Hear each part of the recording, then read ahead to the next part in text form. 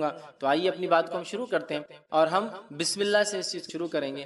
حالانکہ بسم اللہ قرآن کی آیت کے اعتبار سے بہت بعد میں آتا ہے، لیکن چونکہ ہم بسم اللہ سے ہی قرآن کی سوروں کی ابتدا کرتے ہیں اور قرآن کو پڑھنا شروع کرتے ہیں، اور اسی کے ساتھ ساتھ دنیا کے تقریباً کم و بیش تمام کاموں کو بسم اللہ کے ساتھ شروع کرتے ہیں، تو ہم پہلے قرآن کی، چونکہ بسم اللہ آیت بھی ہے، یاد رکھیے سورہ نمل کے اندر آپ دیکھ سکتے ہیں کہ سلیمان علیہ الصلوۃ والسلام نے جب سبا کی رانی کو خط لکھا، لیٹر لکھا، تو پھر اس کے اندر بسم اللہ الرحمن الرحیم سے انہوں نے شروعات کی. قرآن کے اندر جو ہے بسم اللہ ایک آیت کی شکل میں بھی ہے، اور اکثر صورتوں کی ابتدا میں بسم اللہ پڑھا جاتا ہے. یاد تو بسم اللہ سے انشاءاللہ العزیز ہم بات کو اپنی شروع کریں گے.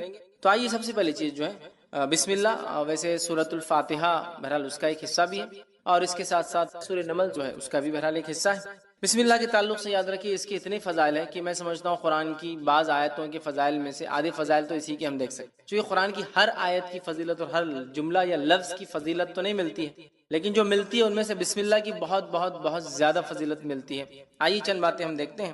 نبی اکرم صلی اللہ علیہ وسلم نے بسم اللہ کے تعلق سے بیان کیا، اس میں سے ایک جو ابن ماجہ کی روایت ہے. آپ صلی اللہ علیہ وسلم فرماتے اور کہتے ہیں کہ جس کھانے کو بسم اللہ الرحمن الرحیم پڑھ کر جو ہے کھایا جائے اس میں برکت پڑ جاتی ہے. مطلب کھاتے وقت انسان بسم اللہ الرحمن الرحیم پڑھ کر کھائے تو اس کھانے میں اللہ تعالیٰ برکت دے دیتا ہے. ابن ماجہ کی روایت ہے.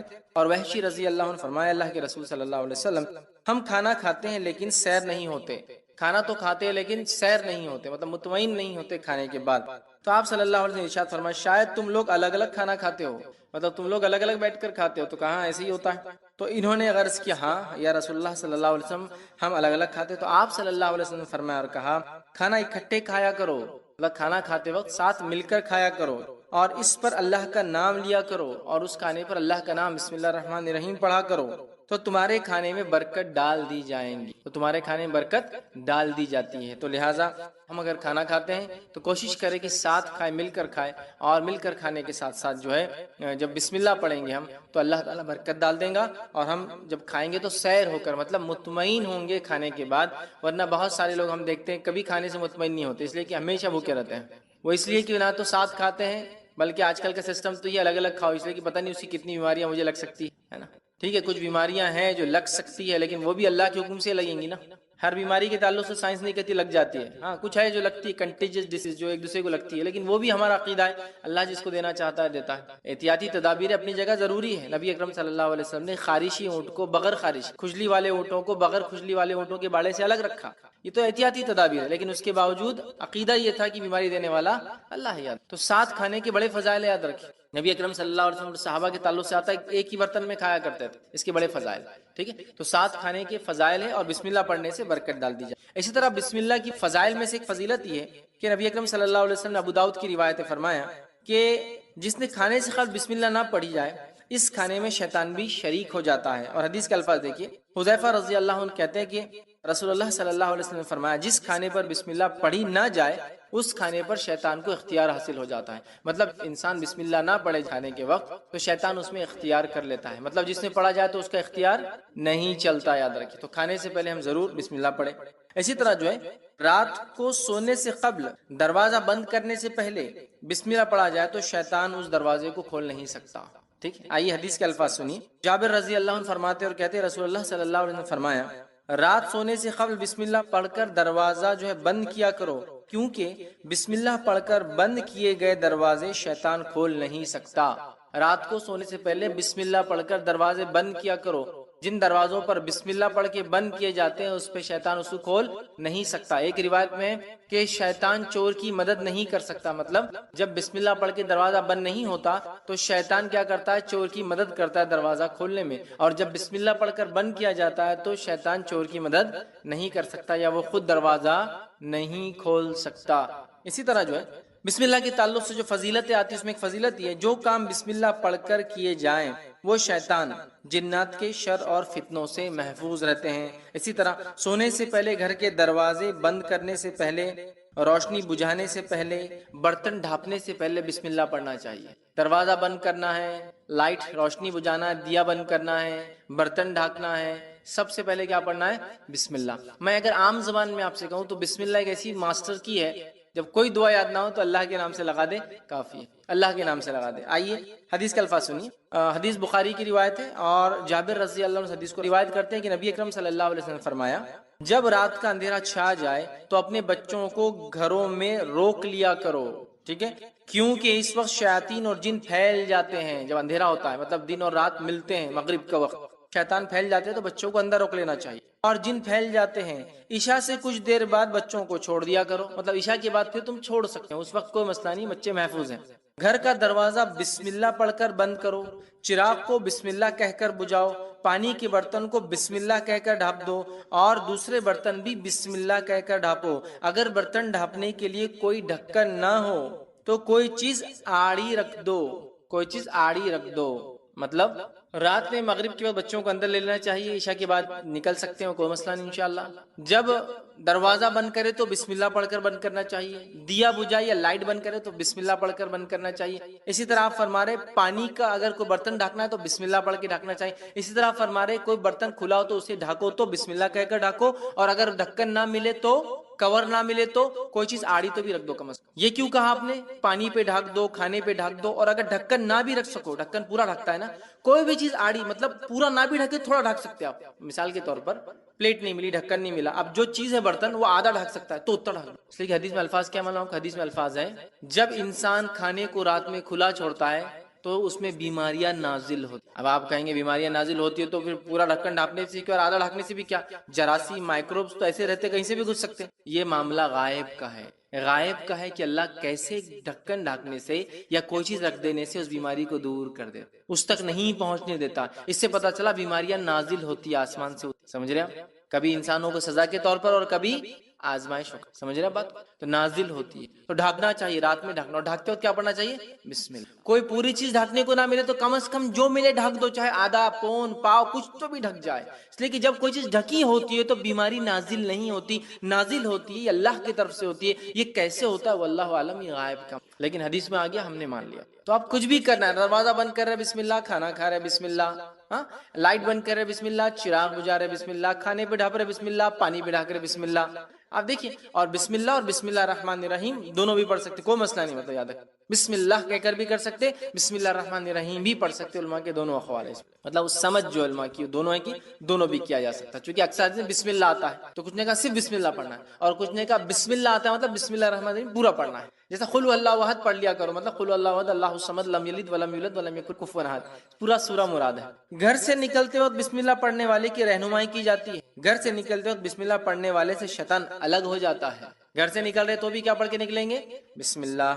آئیے حدیث کے الفاظ، ابو داؤد کی روایت ہے، انس بن مالک رضی اللہ عنہ فرماتے ہیں رسول اللہ صلی اللہ علیہ وسلم فرمایا، جب آدمی اپنے گھر سے نکلتا ہے اور یہ دعا پڑھتا ہے بسم اللہ توکلت علی اللہ لا حول ولا قوۃ الا باللہ، جب یہ دعا پڑھ کے نکلتا ہے کہ اللہ کے نام سے نکلتا ہوں، اللہ پر بھروسہ کرتا ہوں، گناہ سے بچنے کی طاقت اور نیکی کے حصول کی قوت اللہ کی توفیق کے بغیر کسی میں نہیں، یہ اس کا ترجمہ تھا، جب یہ پڑھ کے نکلتا ہے، اس وقت اس کے حق میں یہ بات کہی جاتی ہے، سارے کاموں میں تیری رہنمائی کی گئی، تو کفایت کیا گیا، سارے کاموں میں اب جو تو گھر سے نکل کے کرے گا تیری رہنمائی کی گئی، تو کفایت، تیرے لیے یہ چیز، یہ دعا کافی ہو گئی، کفایت کر گئی، ہر طرح کی برائی اور خسارے سے تو بچا لیا گیا، بس شیطان اس سے الگ ہو جاتا ہے، اب شیطان کو کچھ باقی نہیں رہتا، شیطان اس سے الگ ہو جاتا ہے، اور دوسرا شیطان اس سے کہتا ہے تم اس شخص پر کیسے مسلط ہو سکتے ہو جس کی رہنمائی کی گئی، جس کی کفایت کی گئی ہے۔ شیطان کو دوسرا شیطان بولتا اب اس پہ تم کنٹرول نہیں حاصل کر سکتے ہو چونکہ اس کی کفایت کی گئی، اس کی رہنمائی کی گئی ہے، تو بسم اللہ پڑھ کر گھر سے نکلنا چاہیے، یاد رکھیے۔ اسی طرح جامع ترمذی کی روایت ہے، بسم اللہ کہنے سے شیطان ابن آدم کی شرمگاہ نہیں دیکھ سکتا، ٹھیک ہے؟ آئیے حدیث کا الفاظ سنیے، جامع ترمذی کی روایت ہے، بسم اللہ کہنے سے شیطان ابن آدم کی شرمگاہ نہیں دیکھ سکتا۔ حدیث کے الفاظ اس طرح سے، علی رضی اللہ عنہ فرماتے ہیں رسول اللہ صلی اللہ علیہ وسلم نے فرمایا، بسم اللہ کہنا جنات کی آنکھوں اور بنی آدم مطلب انسان کی اولاد، مرد ہو یا عورت ہو، کی شرمگاہ کے درمیان پردہ بن جاتا ہے۔ جب انسان بسم اللہ پڑھتا ہے تو شیطان اور ابن آدم کی شرمگاہ کے بیچ میں بسم اللہ پردہ بن جاتا ہے نا، اور شیطان ایسے وقتوں میں جب انسان کپڑے اتارتا ہے، اس کو تاڑتا ہے، اس کو ستاتا ہے، اس کو تکلیف دینے کی پوری کوشش کرتا ہے، اس لیے حدیث میں آتا ہے کہ جب بیت الخلاء جاؤ تو دعا پڑھ کر جاؤ، ہے نا دعا اس کی کہ اللہ میں خبز اور خبائث جو خبیث قسم کے بدترین مرد اور عورت ان میں ہیں ان سے پناہ مانگتا ہوں. اللہم انی اعوذ بک من الخبث والخبائث. ٹھیک ہے، میل اور فیمیل دونوں جن اور جنات جو برے ہوتے ہیں ان سے میں اللہ تیری پناہ چاہتا ہوں. سمجھ رہے بات کو؟ تو بہرحال بسم اللہ پڑھنے سے ابن آدم کی شرم کا انسان نہیں دیکھ سکتا. ٹھیک ہے، بسم اللہ پڑھنے سے انسان شیطان کے حملے سے محفوظ ہو جاتا ہے. آئیے مسلم کی روایت ہے، جابر بن عبداللہ رضی اللہ عنہ اس کے راوی فرماتے ہیں رسول اللہ صلی اللہ علیہ وسلم نے فرمایا اور آپ نے فرماتے ہوئے سنا کہ آدمی اپنے گھر میں داخل ہونے سے پہلے اور کھانا کھانے سے اللہ عز و جل کا نام لیتا ہے، مطلب بسم اللہ الرحمن الرحیم پڑھتا ہے، تو شیطان اپنے ساتھیوں سے کہتا ہے یہاں تمہارے لیے ٹھکانہ ہے نہ کھانا ہے. جب آدمی گھر میں جا رہا ہے بسم اللہ پڑھ کے جا رہا ہے، بسم اللہ پڑھ کے کھا رہا ہے، شیطان بولتا ہے نہ آج رہنے کی جگہ ہے نہ آج یہاں کھانے کی جگہ ہے تمہارے، اپنے ساتھیوں کو بولتا ہے. اور جب آدمی اللہ کا نام لیے بغیر داخل ہوتا ہے تو شیطان کہتا ہے تمہارے لیے رہنے کی جگہ ہو گئی ہے. اور جب آدمی کھانا کھاتے وقت بسم اللہ نہیں کہتا تو شیطان کہتا تمہارے لیے کھانے کا انتظام بھی ہو گیا ہے. سمجھ رہا؟ تو انسان اگر کھانا کھاتے بسم اللہ نہ پڑھے شیطان بولتا کھانے کا انتظام ہو گیا. بسم اللہ پڑھ کر گھر میں نہ داخل ہو تو شیطان کہتا رہنے کا انتظام ہو گیا. بسم اللہ پڑھ کے داخل تو لیکن کھاتے وقت نہ پڑھے تو کہتا ہے آج رہنے کا نہیں ہوا لیکن کھانے کا ہو گیا. بسم اللہ پڑھ کے داخل تو ہوا انسان لیکن کھانا کھاتے نہیں پڑا تو کہتا کھانے کا ہو گیا رہنے کا نہیں ہوا. مطلب بسم اللہ کھانے سے پہلے، دروازہ بند کرنے سے پہلے، اٹھنے سے پہلے، کپڑے بدلنے سے پہلے یا آدمی کپڑے اتار رہا ہے اس وقت بسم اللہ کہنا چاہیے تو شیطان دیکھ نہیں سکتا، انسان شیطان سے مکمل محفوظ رہتا ہے. اسی طرح ہم بستری سے قبل بسم اللہ پڑھنے والے میاں بیوی کی اولاد شیطان کے شر سے محفوظ رہتی ہے. اور نبی اکرم صلی اللہ علیہ وسلم فرماتے ہیں، صحیح بخاری اور صحیح مسلم کی روایت، آپ نے فرمایا رکھا عبداللہ بن عباس رضی اللہ عنہ اس کے راوی فرماتے ہیں رسول اللہ صلی اللہ علیہ وسلم فرمایا جب لوگوں میں سے کوئی اپنی بیوی کے پاس آنے کا ارادہ کرے تو یوں کہے بسم اللہ اللہم جنبنا الشیطان و جنب الشیطان ما رزقتنا، وہ یوں کہے جس کا ترجمہ ہے اللہ کے نام سے اے اللہ ہمیں شیطان سے دور رکھ اور اس اولاد سے ہی شیطان کو دور رکھ جو تو ہمیں عطا فرمائے. بس اگر اس نے ہم بستری کے دوران اس کی قسمت میں اولاد لکھی تھی، مطلب اس ہم بستری سے اگر اس کی قسمت میں اولاد لکھی تو آپ فرماتے تو شیطان اسے کبھی ضر نہیں پہنچائیں گا، نقصان نہیں پہنچائیں گا. تو دعا میں سکھا دی تو ہم بستری سے پہلے، دروازہ کھولنے سے پہلے، دروازہ بند کرنے سے پہلے، کھانے سے پہلے، چراغ بجھانے سے پہلے، لائٹ بند کرنے سے پہلے، لباس بدلنے سے پہلے. اسی طرح حدیث میں آتا ہے وضو سے پہلے بسم اللہ پڑھو، اس لیے کہ اس کا وضو نہیں جس نے بسم اللہ نہیں پڑھا، مطلب بہت ضروری، بڑا اہم ہے. وہاں بسم اللہ آ گیا تو گویا بسم اللہ قرآن سے پہلے ہم بسم اللہ پڑھتے اللہ کے نام سے، گویا ہر کام کو اللہ رب العزت کے نام سے ہمیں شروع کرنا چاہیے. اس کی بڑی فضیلت ہے، یاد رکھیں. ٹھیک ہے، اسی طرح جو ہے ناگہانی آفت، اللہ ایسی چیز جو ایکسپیکٹ نہیں کیے تھے آپ نے، کوئی آفت آ گئی پر بسم اللہ پڑھی جائے تو اللہ سکینت نازل فرما دیتا. اس لیے میں نے کہا بسم اللہ ماسٹر کی ہے، ایک ایسی دعا ہے کہ کچھ نہ آئے تو یہ کر لیجیے آپ. ٹھیک، آئیے الفاظ سنیے. یہ جو ہے سنن نسائی کی روایت ہے اور جابر بن عبداللہ رضی اللہ عنہ کے راوی فرماتے ہیں کہ غزوہ احد کے روز نبی اکرم صلی اللہ علیہ وسلم جو ہے 12 انصاریوں کے ساتھ الگ تھلگ رہ گئے تھے. اس میں طلحہ بن عبید اللہ رضی اللہ عنہ بھی شامل تھے. مشرکوں نے ان کا گھیراؤ کر لیا. آپ صلی اللہ علیہ وسلم ان کی طرف پلٹتے ہوئے فرمایا ان لوگوں سے کون نپٹیں گا؟ حضرت طلحہ رضی اللہ عنہ نے عرض کیا کہ میں ان سے نپٹوں گا. چنانچہ طلحہ رضی اللہ عنہ نے تنہا 11 آدمیوں کے برابر قتال کیا، مطلب 11 آدمیوں سے انہوں نے اکیلے لڑا. ٹھیک ہے، اور قتال کیا حتیٰ کہ آپ کے ہاتھ پر مشرک تلوار کی ایسی ضرب لگی، مطلب وہ لڑتے لڑتے ایک مشرک نے ایسی تلوار ماری کہ طلحہ رضی اللہ عنہ کی انگلیاں کٹ گئی. جس ہاتھ میں تلوار تھی وہ انگلیاں کٹ گئی اور ان کے منہ سے سی کی آواز، انگلیاں کٹ گئی تو آواز نکلی، آدمی تکلیف تو سی کی آواز نکلی. رسول اللہ صلی اللہ علیہ وسلم نے ارشاد فرمایا اگر تو بسم اللہ کہتا، اگر تو سی کے بدلے اللہ کا ذکر کرتا، بسم اللہ کہتا تو فرشتے تجھے اوپر اٹھا لیتے حتیٰ کہ یہ لوگ بھی دیکھتے. ٹھیک ہے، اس کے بعد اللہ تعالیٰ نے مشرکوں کو ناکام کر دیا. تو آپ نے ان کی اس تکلیف پہ فرمایا کہ اگر تو اس تکلیف کی آواز میں کی جگہ بسم اللہ پڑھ لیتا تو فرشتے تجھے اٹھا لیتے اور سارے لوگ دیکھ سکتے. تکلیف، مصیبت، پریشانی ہے نا، انگلیاں کٹ گئی، ایسی تکلیف آئی جس کا ایکسپیکٹیشن نہیں تھا، تکلیف نہیں تو بسم اللہ. بچہ گرا آپ کا، آپ گر گئے، ہر جگہ ہر، اس لیے ماسٹر کی ہے، مطلب ایسی چابی جس سے ہر دروازہ کھلتا ہے نا، ویسی دعا ہے. ہر چیز کچھ مصیبت، پریشانی، مشکل، کوئی کام شروع کرنا ہے، کوئی کام ختم کرنا ہے، کوئی چیز کھل رہی ہے، کوئی چیز بند ہو رہی ہے، ہر جگہ بسم اللہ اللہ کے. چونکہ اللہ کا نام بے انتہا با برکت ہے کہ کوئی انتہا، کوئی لمٹ نہیں، لمٹ لیس اس کے نام میں برکت. ٹھیک ہے. تو اس کو ہم اپنا معمول بنا لے، بسم اللہ کہنے کی ایک عادت ڈالے، یاد رکھ، ٹھیک ہے؟ تو بسم اللہ کے ویسے بڑے بڑے فضائل ہیں، میں نے یہاں کچھ ہی رکھے، یاد رکھیے، اور بھی ہے، وقت نہیں کہ میں ساری چیزوں کو بسم اللہ کی اور کیا کیا فضائل آتے رکھوں، لیکن میں سمجھتا ہوں بہت ساری رکھ دیا۔ بسم اللہ کی اہمیت پتہ چل گئی، بسم اللہ بڑی اہم چیز ہے۔ بہت سارے لوگ پوچھتے ہیں کہ ہم دوا کھائے تو بھی بسم اللہ پڑھیں، اس لیے کہ بسم اللہ سے تو برکت آ جاتی ہے، تو بہت سے لوگ بسم اللہ نہیں پڑھ کے دوا کھاتے ہیں، تو نہیں، بسم اللہ پڑھ کے تو بیماری میں برکت آ جائیں گی۔ لیکن اگر تھوڑا عقل سے بھی سوچ تو دوا بیماری کے لیے کھاتے یا شفا کے لیے کھاتے ہیں؟ شفا کے لیے، تو برکت دوا میں آئیں گی یا بیماری میں آئیں گی؟ دوا میں آئیں گی۔ لیکن کیسا لوگ پتہ نہیں، بہت سے لوگ میں جانتا ہوں، بلکہ اکثر لوگ بولتے ہیں دوا کھاتے ہو بسم اللہ نہیں پڑھنا، اس لیے کہ اس سے برکت آ جاتی تو بیماری میں برکت آ جائیں گی۔ ارے میرے بھائی، دوا تم بیماری کے لیے کھا رہے ہو، لیکن دوا بیماری کو ہٹانے کے لیے کھا رہے ہو، تو دوا میں برکت آئیں گی یا بیماری میں؟ دوا میں۔ پتہ نہیں لوگ انتہائی پیدل کیسے ہوتے ہیں اور ایسی کیسی بے خوفیاں کرتے ہیں، اور شریعت نے اپنے دماغ ہر چیز کھاؤ تو بسم اللہ، ہر چیز پیو تو بسم اللہ، تو دوا بھی کھاتے ہو تو بیماری کے اگینسٹ کھاتے ہو، بیماری کے رد میں کھاتے ہو، بیماری ختم کرنے کھاتے ہو، تو بیماری میں کیسے برکت ہوں گی؟ دوا میں جب بسم اللہ پڑھا جائے گا تو دوا میں اللہ شفا میں برکت دیں گا، بیماری کو ختم کریں گا۔ عجیب و غریب لوگ کرتے ہیں۔ تو بہرحال دوا کھاتے وقت بھی بسم اللہ، سمجھا؟ اس لیے کہ اللہ کا نام بے انتہا بابرکت ہے، اور ہو سکتا ہے بڑی معمولی دوا بھی اللہ کے نام سے کھائی جائے تو انسان شفایاب ہو جائے، چونکہ رب کا نام لیا، اور بڑی بھاری دوا بھی کھا لے رب کا نام نہ لیا تو شفا نہ نصیب ہوتا ہے۔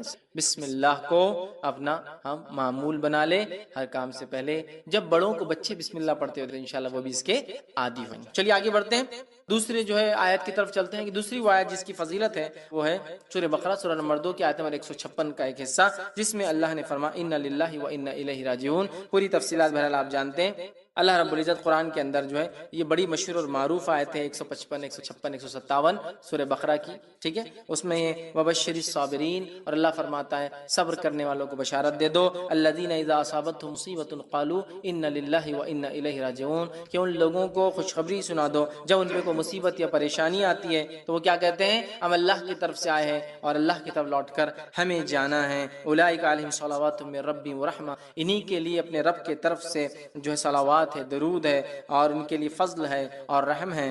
وَأُولَئِكَ هُمُ الْمُهْتَدُونَ، اور یہی لوگ ہدایت یافتہ ہیں۔ تو ان للہ و انا الیہ راجعون کی بڑی بڑی فضیلت ہے۔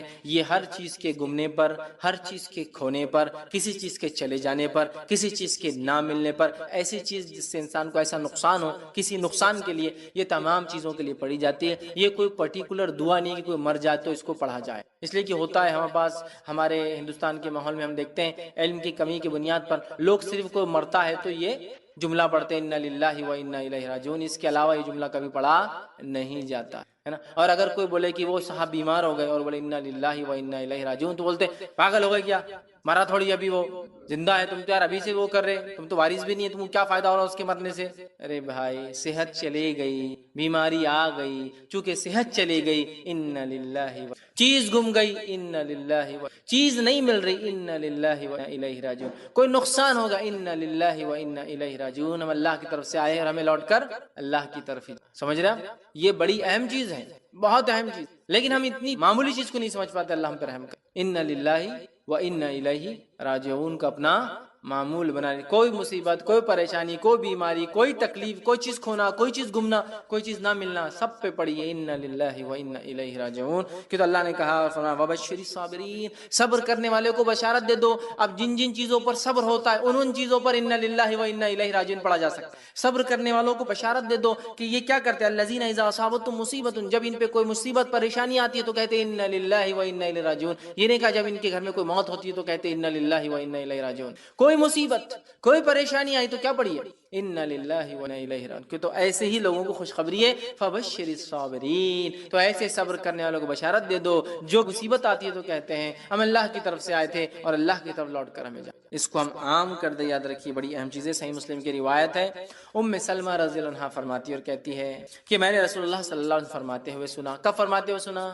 جب اللہ کے رسول صلی اللہ علیہ وسلم، ان کے شوہر کا انتقال، ابو سلمہ کا انتقال ہوتا ہے، آپ صلی اللہ علیہ وسلم گھر پہنچتے ہیں، ابو سلمہ کی آنکھیں کھلی ہے، انتقال ہو چکا ہے، نبی اکرم صلی اللہ علیہ وسلم آنکھوں کو بند کرتے ہیں اور بند کر کے کہتے ہیں کہ جب انسان مر جاتا ہے، روح نکلتی ہے، پیر سے شروع ہوتی ہے نا، جب نکل جاتی ہے تو آنکھیں اس کا پیچھا کرتی، اس کو دیکھتی ہے، لہٰذا انتقال کے بعد آنکھیں بند چاہیے، تو آپ نے بند کیا اور فرمایا جب کسی مسلمان کو مصیبت پہنچی، پھر دیکھیے حدیث میں جب کسی مسلمان کا کوئی مرتا ہی نہیں کہا، جب کسی مسلمان کو کوئی مصیبت، پریشانی، تکلیف، دکھ، ڈپریشن، کچھ بھی ہو، گم گئی کوئی چیز، نہیں مل رہی کوئی چیز، کھو گئی کوئی چیز، سمجھ رہے آپ، مصیبت پہنچتی ہے اور وہ اللہ عز و جل کے حکم کردہ کلمات، وہ اللہ عز و جل کی حکم کردہ جس کا حکم اللہ نے دیا، فبشر الصابرین، صبر کرنے والوں کو بشارت دے دو، ٹھیک ہے، الذین اذا اصابتهم مصیبت، جب ان پہ کوئی مصیبت آتی ہے تو کیا کرتے ہیں، انا للہ و انا الیہ راجعون، کوئی مصیبت پہنچتی ہے تو اللہ عز و جل کے حکم کردہ کلمات کو ادا کرتا ہے، انا للہ و انا الیہ راجعون،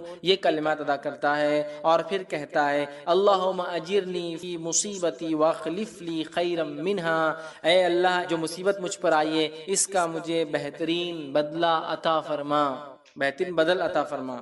تو یہ جب پڑھتا ہے کوئی شخص، جس کا ترجمہ دیکھیے اس کا پڑھتا، ہم اللہ کے لیے ہیں اور ہم اسی کی طرف پلٹ کر جائیں گے، یا اللہ مجھے اس مصیبت کا بدلہ اور ثواب عطا فرما اور اس سے بہتر عطا فرما، کہے تو اللہ تعالیٰ اس سے بہتر چیز عطا فرما دیتا ہے۔ جب کوئی مصیبت ہو جائے اور کوئی کہے انا للہ و انا الیہ راجعون تو اللہ تعالیٰ کوئی بہتر چیز اسے عطا کر دیتا ہے، سمجھ رہے ہیں بات کو۔ ابو ام سلمہ رضی اللہ عنہ فرماتی، آگے اس حدیث کے اندر اور اس میں وضاحت نہیں، دوسرے واقعے میں آتا ہے، انہوں نے یہ کلمات پڑھے، انہوں نے یہ کلمات پڑھ لی جب اللہ کے رسول صلی اللہ علیہ وسلم کہتے ہوئے، ٹھیک ہے، اور پھر کہتی جب میرے شوہر کے انتقال ہونے کے بعد میں نے عدت گزار لی تب مجھے نبی اکرم صلی اللہ علیہ وسلم کا پیغام آ گیا اور انہوں نے ان کے شوہر کے انتقال پر پڑھا تھا انا للہ و انا الیہ راجعون، اے اللہ اس مصیبت کا مجھے بدلہ اور اس سے اچھا بدلہ عطا فرما۔ اب وہ انتظار کر رہی تھی اس سے اچھا کیا ملے گا ابو سلمہ سے، ابو سلمہ جو ہے ان کی بڑے فضائل یاد رکھیے، بہت جلیل القدر صحابہ میں سے ہے اور یہ سب سے پہلے ہجرت کرنے والے لوگوں میں سے، بدری صحابہ میں سے، اب یہ سوچ رہی تھی اس سے اچھا کیا ہو سکتا ہے دنیا میں شوہر کے اعتبار سے، تو اللہ کے رسول صلی اللہ علیہ وسلم کا پیغام آیا جس سے اچھا کچھ بھی نہیں ہے نا، جس سے اچھا کچھ بھی نہیں ہو سکتا۔ پھر انہی کا ایک واقعہ ہے، اب نکاح ہو گیا اللہ کے رسول صلی اللہ علیہ وسلم سے، ایک مرتبہ خیال آیا، ابو سلمہ بھی مسلمان، بڑے جلیل القدر صحابی، اللہ کے رسول صلی اللہ علیہ وسلم تو نبی، اب میں جنت میں جاؤں گی تو کس شوہر کے ساتھ رہوں گی، دونوں مسلمان، تو ایک خیال آیا لیکن شرم آئی پوچھنے کو، جھجک ہوئی، تو ایک مرتبہ ایسا پوچھا اللہ کے رسول اگر ایک خاتون ایک سے زیادہ شوہر رہے ہو اور سب ایمان والے رہے ہو تو جنت میں کس کے ساتھ رہیں گی، سمجھ رہا؟ تو اللہ کے رسول صلی اللہ علیہ وسلم فرمایا جس کے اخلاق اچھے، وہ اس کے، ان کو بڑا تعجب ہوا، اخلاق؟ تو کہا ہاں اخلاق بڑے اچھے اخلاق ہوں گے، ٹھیک ہے، تو اب یہ مطمئن ہو گئی کہ یہ کس کے ساتھ رہیں گی، اللہ کے رسول صلی اللہ علیہ وسلم، سمجھ رہا؟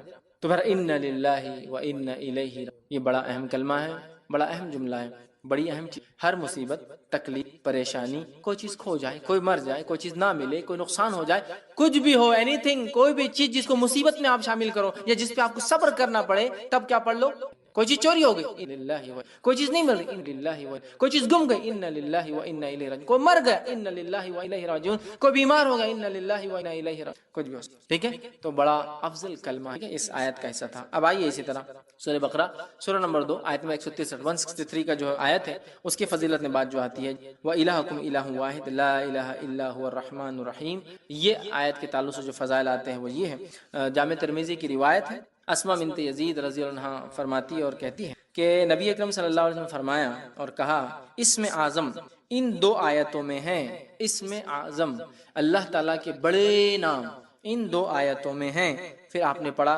وَإِلَٰهُكُمْ إِلَٰهٌ وَاحِدٌ لَا إِلَٰهَ إِلَّا هُوَ الرَّحْمَٰنُ الرَّحِيمُ، اور تمہارا الہ تو بس ایک ہی ہے، اس کے علاوہ کوئی الہ معبود لائق عبادت کوئی نہیں، وہ بہت مہربان اور رحم کرنے والا ہے۔ پھر فرمایا اور اس آیت میں، دو آیتوں میں اسم اعظم، دوسری آیت کون سی، سورہ آل عمران کی آیت نمبر 1 اور 2 آپ نے فرمایا، اور سورہ آل عمران کی ابتدائی آیت یعنی الف لام میم اللہ لا الہ الا هو القیوم، یہ آیت میں آپ نے فرمایا اس میں اللہ کے اسم اعظم ہیں، بڑے نام ہیں، ٹھیک ہے، اور اس کی فضیلت میں آتا ہے کہ اسم اعظم ان دو آیتوں میں ہیں، یہ دو آیتوں کو پڑھنا چاہیے، اور ایک روایت میں اسم اعظم جس دعا میں لگا دی جائے اللہ اس دعا کو رد نہیں کرتا، الحی القیوم رحمان اور رحیم، ٹھیک ہے، یہ اسم اعظم ہے، یاد رکھیں ان دونوں آیتوں میں اسم اعظم آتے ہیں اللہ کے، تو ایک میں آیا رحمان اور رحیم آیا، دوسرے میں حی اور قیوم آیا، یاد رکھیں۔ اسی طرح ایک اور آیت کے تعلق سورہ بقرہ سورہ نمبر 2 آیت میں 201 کے تعلق سے آتا ہے، یاد رکھیں، جو بڑی مشہور اور معروف آیت ہے، ربنا آتنا دنیا حسنۃ وفی الآخرۃ وقنا عذاب النار، اس کے تعلق سے آتا ہے۔ اور انس بن مالک رضی اللہ عنہ فرماتے اور کہتے ہیں، یہ متفق علیہ صحیح بخاری اور صحیح مسلم کی روایت، آپ نے فرمایا رسول اکرم صلی اللہ علیہ وسلم کی اکثر دعا یہ ہوتی تھی، موسٹ آف دا ٹائم آپ یہ دعا کرتے تھے، کیا دعا؟ یا اللہ ہمیں دنیا میں بھلائی عطا فرما، ربنا آتنا فی الدنیا حسنۃ، اور آخرت میں بھی بھلائی عطا فرما، بالآخرۃ حسنۃ، اور ہمیں آنکھ کے عذاب سے بچا، وقنا عذاب النار۔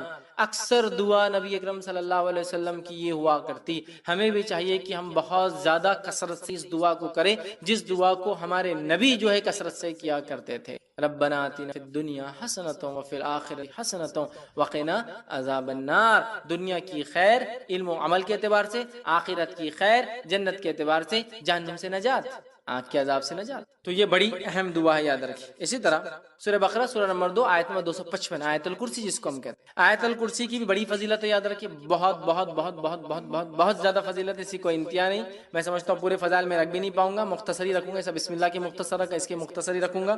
آیت الکرسی قرآن مجید کی تمام آیتوں میں اعلیٰ اور افضل ہے۔ آیت الکرسی قرآن مجید کی تمام آیتوں میں اعلیٰ اور افضل ہے، بہت بڑی فضیلت۔ آئیے صحیح مسلم کی روایت ہے، ابی بن کعب رضی اللہ عنہ فرماتے اور کہتے ہیں، رسول اللہ صلی اللہ علیہ وسلم نے فرمایا، کیا تجھے معلوم ہے کہ کتاب اللہ میں سے تمہارے پاس کون سی آیت سب سے افضل ہے؟ کیا تمہیں معلوم ہے کہ کتاب اللہ میں سے کون سی آیت سب سے افضل ہے؟ تو میں نے عرض کیا، اللہ اور اس کے رسول ہی بہتر جانتے ہیں، مجھے تو نہیں پتا۔ آپ صلی اللہ علیہ وسلم نے دوبارہ فرمایا کہ کیا تجھے معلوم ہے کتاب اللہ میں سے تمہارے پاس کون سی آیت سب سے افضل ہے؟ میں نے عرض کیا، اللہ لا الہ الا قیوم، یہ آیت الکرسی۔ آپ صلی اللہ علیہ وسلم نے میرے سینے پر جو ہے ہاتھ پھیرا، مطلب صحابہ دیتے نا، ارے سینے پر جو ہاتھ پھیرا اور فرمایا، ابو المنذر، ٹھیک ہے، ان کی کنیت تھی یہ، تجھے علم مبارک ہو۔ اللہ لا الہ الا، یہ جو آیت الکرسی ہے، یہ آیت یاد رکھیے سب سے افضل آیت، بہت افضل، بہت فضیلت والی آیت ہے، اس کو ہم بکثرت پڑھنے کی کیا کریں۔ اسی طرح جو ہے ایک روایت میں آتا ہے، یہ ابو داؤد کی روایت ہے، رسول اللہ صلی اللہ علیہ وسلم صفا مسجد نبوی سے متصل مہاجرین کی رہائش گاہ، مطلب ایک جگہ تھی، وہاں تشریف لائے تو ایک آدمی نے آپ صلی اللہ علیہ وسلم پوچھا، یا رسول اللہ صلی اللہ علیہ وسلم، قرآن مجید میں سب سے زیادہ بڑی اور عظمت والی آیت کون سی ہے؟